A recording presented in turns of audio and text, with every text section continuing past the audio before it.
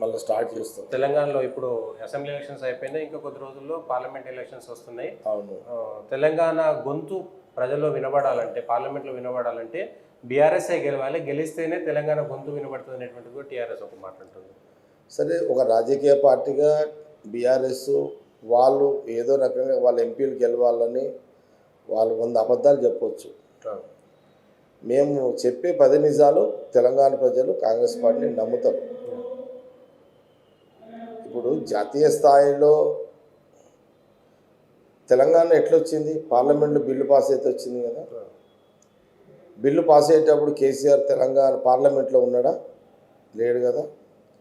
ఆ రోజు ఎవరు? సోనియా గాంధీ, రాహుల్ గాంధీ కదా. మా తెలంగాణ కాంగ్రెస్ పార్టీ ఎంపీలే కదా చేసినారు. ఇప్పుడు రాహుల్ గాంధీ గారు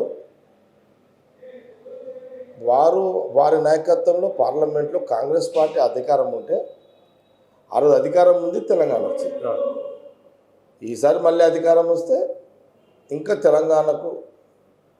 తెలంగాణ పాటు ఆంధ్రప్రదేశ్కు, ఎందుకంటే 2 రాష్ట్రాలు అనేవి కాబట్టి చాలా నిధులు వస్తాయి, చాలా డెవలప్మెంట్ జరుగుతుంది. వీళ్ళు ఎంపీలు ఏం చేస్తారు? టైంపాస్ ఎంపీలు అవుతారు. బీఆర్ఎస్ వాళ్ళు టైంపాస్ ఎంపీలు అవుతారు. కాబట్టి గెలిస్తే వాళ్ళు టైంపాస్ చేయడం తప్ప టైంపాస్ చేయడానికి తప్పితే దేనికి పనికిరాదు. తెలంగాణకు ఎందుకు పని చేస్తారు?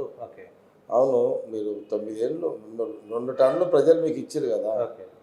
పోనీ ఏం చేసి ఏం ఒరుగు కొట్టారు మీరు?